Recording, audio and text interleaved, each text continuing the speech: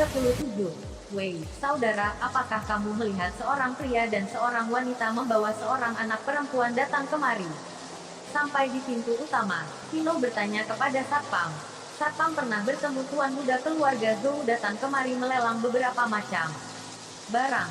Dengan sopan berkata, ada, manajer kami baru saja membawa mereka untuk verifikasi aset.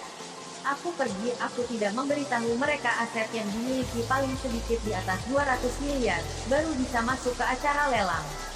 Vino berkata sambil tertawa, sudah dibilang, tapi mereka tetap ingin pergi verifikasi.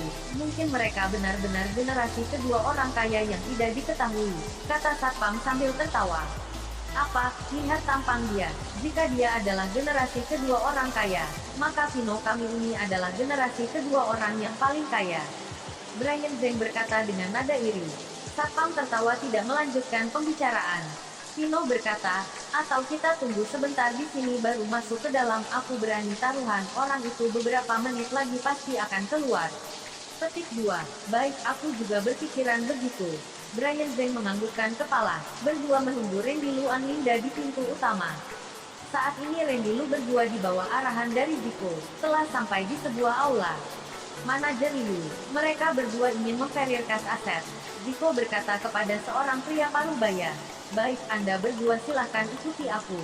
Manajer Liu membawa Randy Lu berdua ke kantor, kemudian mempersilahkan mereka berdua duduk, dan seketika ada seorang wanita menuangkan 2 gelas teh panas. Anda berdua, susunan tempat duduk di sini terbagi menjadi 5 tingkatan. 200 miliar L triliun hanya bisa duduk di lantai 1, tempat duduknya terbuka. 12 triliun duduk di tempat biasa lantai 2. 2-4 triliun duduk di ruangan yang baik dan standar. 4-10 triliun duduk di ruangan yang mewah. 10 triliun ke atas duduk di ruangan VIP kelas atas, bisa menikmati pelayanan yang istimewa. Manajer Liu menjelaskan kepada Randy Lu berdua. Randy Lu menggerakkan tangannya, mengambil keluar sebuah kartu golden card dan memberikannya kepada manajer Liu. Silakan verifikasi. Manajer Liu menganggukkan kepala kemudian mengambil kartu yang diserahkan oleh Randy Lu dan memberikannya kepada asistennya, lalu dibawa ke mesin untuk di-scan. Tuan, pelelangan hari ini ada banyak produk yang tak ternilai harganya. Salah satunya ada sebuah gelang yang dikatakan memiliki efek ajaib, harga paling rendah di atas miliaran, dan merupakan produk terakhir kami hari ini. Manajer Liu menjelaskan lagi. Gelang apa yang begitu ajaib? Randy Lu berkata sambil tertawa. Namanya gelang darah hijau. Adalah orang asing yang membawanya kemari untuk dijual kembali. Setelah melewati proses verifikasi oleh pakar kami, gelang tersebut memang mempunyai fungsi ajaib. Nanti kalian boleh dengar penjelasan dari pemandu lelang, kata manajer Liu. Randy Lu sedikit terkejut. Dia teringat gelang tangan Paman Martin juga bernama gelang darah hijau. Ada energi kehidupan yang bisa melancarkan sirkulasi darah. Tapi dengan cepat dia menggelengkan kepala. Dia merasa tidak mungkin begitu kebetulan. Apalagi dengan keahlian Paman Martin, tidak banyak orang yang bisa mengalahkannya. Benar, apakah di sini hari ini ada melakukan lelang gaun pengantin merak? Melihat Randy Lu diam saja, Linda lalu bertanya. Benar, gaun pengantin ini dibuat sendiri oleh ahli dan master pembuat gaun pengantin yang terkenal. Tidak hanya memadukan jutaan bulu merak, terlebih lagi di atas bulu merak ini ditempelkan intan berlian yang mahal. Harga paling rendah puluhan miliar sekali lelang. Jelas manajer Liu sambil tertawa. Manajer Liu, sudah selesai. Saat ini, asisten wanita menyerahkan kartu tersebut. Berapa? Manajer Liu mengambil kartu sambil bertanya. 200 triliun, kata asisten tersebut. Sepasang mata melihat Randy Lu, memancarkan sinar semangat. Dia sudah memverifikasi aset sekian banyak orang, tidak ada yang 100 triliun apalagi di atas 100 T. Karena bos yang memiliki aset sampai 100 triliun, perusahaan mereka sudah punya catatan, pasti tidak akan membiarkan mereka datang untuk verifikasi lagi. Karena miliarder seperti ini tidak banyak, hampir semua orang di perusahaan harus mengenal bos seperti ini. Jika kamu melakukan verifikasi aset lagi, bukankah ini sama dengan menghina dan meremehkan mereka? Manajer Liu menarik nafas. Tentu saja dia tidak mungkin mencurigai asistennya, karena ini hasil scan dari mesin, kecuali mesinnya telah rusak. Miliarder, ini adalah pelanggan VIP kelas atas, tidak sangka dia telah membiarkan seorang miliarder melakukan verifikasi aset. Tuan, mengenai tindakan kami yang tidak sopan, aku merasa bersalah. Sampai di sini, kita boleh. Manajer Liu siap menerima miliarder satu ini. Baru satu kartu bank sudah 200 triliun. Bagaimana dengan kartu bank lainnya? Dia baru menyadari bahwa miliarder kelas atas ini tidak mungkin menyimpan uangnya hanya di satu kartu bank saja. Yang paling utama, ini adalah uang tunai. Tabungannya sampai ratusan triliun. Jujur saja, dia merasa orang seperti ini sangat sedikit dan jarang ditemukan di seluruh negara. Banyak miliarder, total aset mereka, meliputi nilai pasar perusahaannya, tabungan di dalam kartu mereka, paling bak pun puluhan triliun. Seperti Randy Lu ini satu kartu ATM tabungannya 200 triliun, untuk pertama kali baginya bertemu hal seperti ini. Randy Lu tertawa, menerima kartu banknya, berkata, tidak usah, pelayanan perusahaan kalian sudah sangat memuaskan dan bagus, bawa kami ke ruangan. Perusahaan ini dari satpam sampai manajernya, pelayanannya sangat memuaskan. Mereka yang sangat rendah hati seperti ini, telah bertemu dengan banyak pengusaha yang hanya mencari ketenaran dan kekayaan, jadi dia merasakan karyawan di perusahaan Artaguna semuanya bagus. Manajer Liu sedikit berkeringat karena malu. Sebelumnya dia merasa peraturan di perusahaan ini sedikit berlebihan, dan juga merepotkan. Tapi setelah hari ini, dia tiba-tiba merasa perusahaan ini sangat luar biasa telah menetapkan sistem dan peraturan ini. Jika bukan karena kualitas pelayanan yang bagus dari satpam, maka pasti sudah melakukan kesalahan terhadap miliarder ini. Kamu lihat orangnya cuma memakai baju seharga jutaan, bakal mengira dia ini orang biasa saja. Mana mengetahui ternyata tabungan banknya sebanyak itu. Ini 99,99% berusaha seumur hidup pun belum tentu bisa mencapai tingkatan ini. Tuan, Nyonya, silahkan ikuti aku. Manajer Liu menganggukkan kepala, dengan sopan membawa Randy Lu berdua berjalan masuk ke dalam. Aula tempat lelang sangat besar, saat ini belum dimulai. Satu tingkat sudah penuh dengan orang-orang, dan seluruh aula ini dipenuhi suara orang sedang berdiskusi dan berbincang-bincang. Intinya sedikit ribut, ada bermacam-macam identitas dan kedudukan yang berbeda di dalamnya. Manajer Liu membawa mereka berdua berjalan naik ke lantai 3. Lantai 3 ada sepuluhan ruangan, tapi saat ini Randy Lu memperhatikan dengan seksama, semuanya kosong, belum ada yang ditempati. Beberapa ruangan ini pantas menjadi ruangan VIP kelas atas. Pertama, dekorasinya sangat elite dan mewah, efek kedap suaranya juga sangat memuaskan, ada layar besar, khusus untuk mencatat tempat platform ke dalam layar. Tuan, ini adalah kartu tamu agung level atas perusahaan kami. Selanjutnya kamu di bagian manapun perusahaan kami, boleh menikmati pelayanan istimewa. Manajer mengeluarkan sebuah kartu dan menyerahkannya kepada Randy Lu. Randy Lu mengambil dan melihat kartu tersebut, lalu menyimpannya. Manajer Liu berbasa-basi sebentar, kemudian mengatur pelayan untuk mengantar minuman, lalu pergi. 338. Brian Zhang dan Tino telah menunggu setengah harian di pintu utama, tidak menemukan Randy. Mereka keluar, saat itu mereka sudah tahu Randy Lu sudah masuk ke dalam. Benar tidak keluar, mereka berdua benar punya aset triliunan, benar tidak boleh melihat orang dari luarnya saja. Tino berkata dengan rasa penyesalan. Tentu mungkin mereka menyogok, Brian Zhang berkata dengan sinis. Satpam di sampingnya tertawa, memang sebenarnya di sini bisa lewat jalan belakang, tapi mengenai verifikasi aset itu serius dan benar ada. Karena kalau tidak mempunyai uang, kamu masuk ke dalam juga hanya menambah jumlah orang saja. Perusahaan Artaguna beberapa hari ini sudah berkembang sangat pesat, tidak membutuhkan orang-orang yang hanya datang meramaikan, karena setiap kali acara lelang, selalu penuh dan padat dengan orang-orang. Mungkin saja, sudahlah, masuk ke dalam dulu, sebentar lagi acara lelang akan dimulai. Tino berkata sambil mengangguk kepala.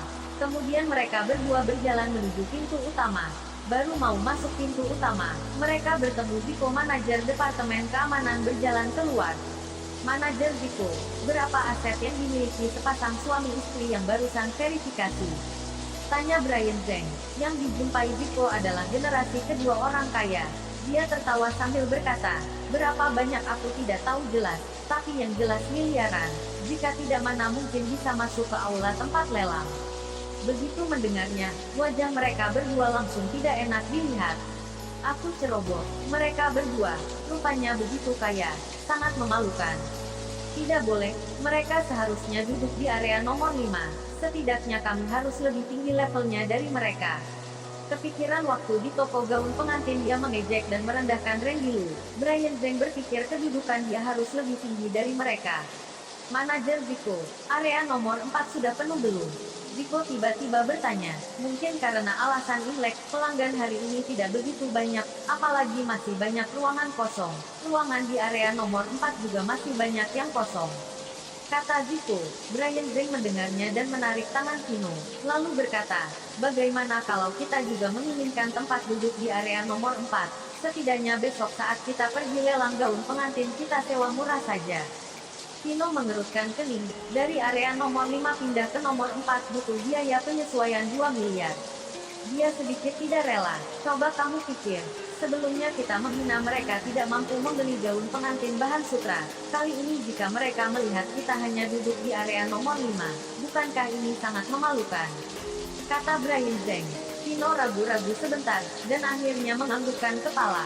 Manajer Zico, tolong kalian bantu atur kami pindah ke area nomor 4. Kino berkata kepada Zico, baiklah, silakan ikuti kami.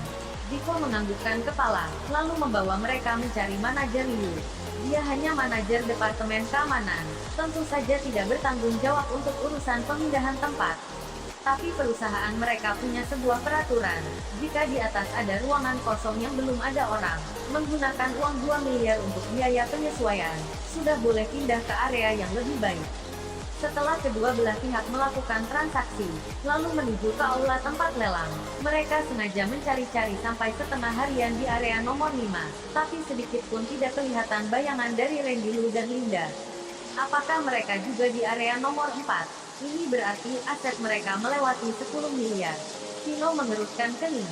Untung saja kita sudah pindah ke area nomor 4. Jika tidak kita pasti akan ditertawakan oleh mereka. Brian Zhang berkata dengan gembira. Benar juga. Kino menganggukkan kepala kemudian mereka berdua jalan ke area nomor 4.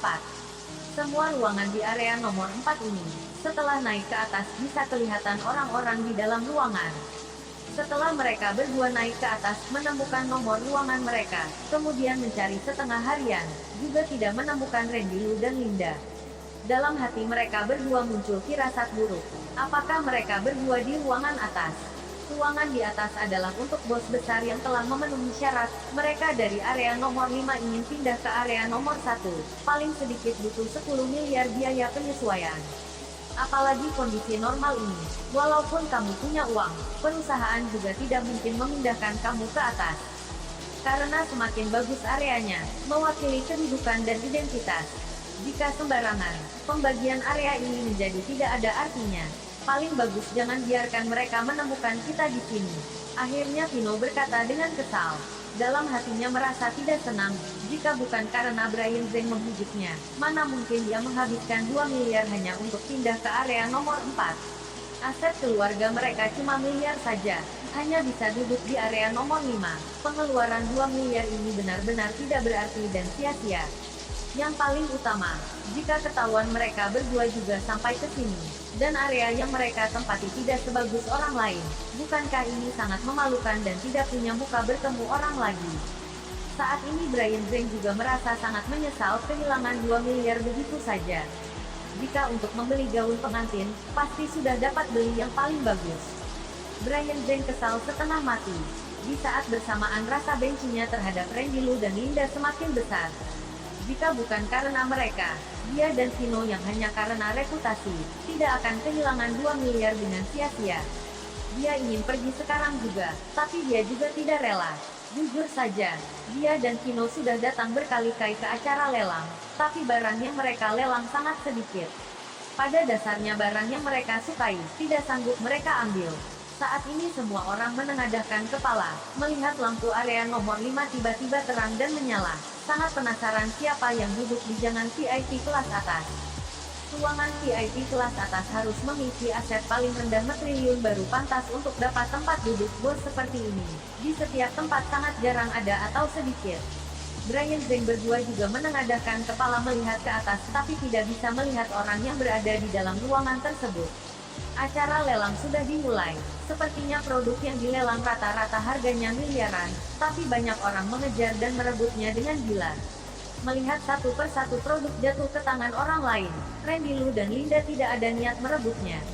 Mereka sudah punya tujuan, yaitu gaun pengantin merak. Tentu saja, Randy Lu juga ingin melihat gelang darah hijau yang merupakan produk terakhir. Karena namanya sama dengan gelang milik Paman Martin.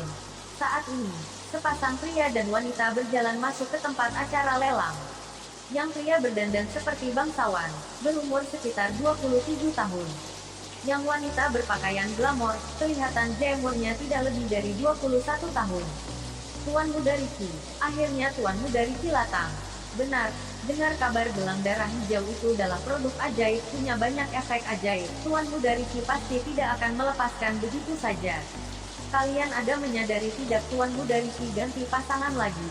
Sepertinya seorang mahasiswa, dia ganti pasangan, lebih cekatan daripada kita ganti baju. Benar, di kota Lipovka ada banyak wanita yang mengantri ingin bersamanya, bisa tidak tercekatkan. Semua orang melihat sepasang pria dan wanita yang baru masuk ini. Mereka membicarakannya. Pemuda ini adalah Ricky Cheng, dia adalah tuan muda keluarga Cheng pertama di kota Lipovka. Perusahaan keluarga Cheng bergerak di bidang properti, konstruksi jalan dan jembatan serta industri logistik. Satu-satunya yang paling besar di kota Lipovka, aset dan kekayaannya puluhan triliun, sangat terkenal. Ricky sedikit pun tidak melihat orang-orang di area nomor 5, lalu dengan pelan-pelan berjalan menuju area nomor 1. Melihat ruangan area nomor 1 ada orang, tiba-tiba terlihat Linda dengan penampilan yang sangat cantik dan memukau. Mata Ricky Cheng bersinar, lalu berjalan ke sana.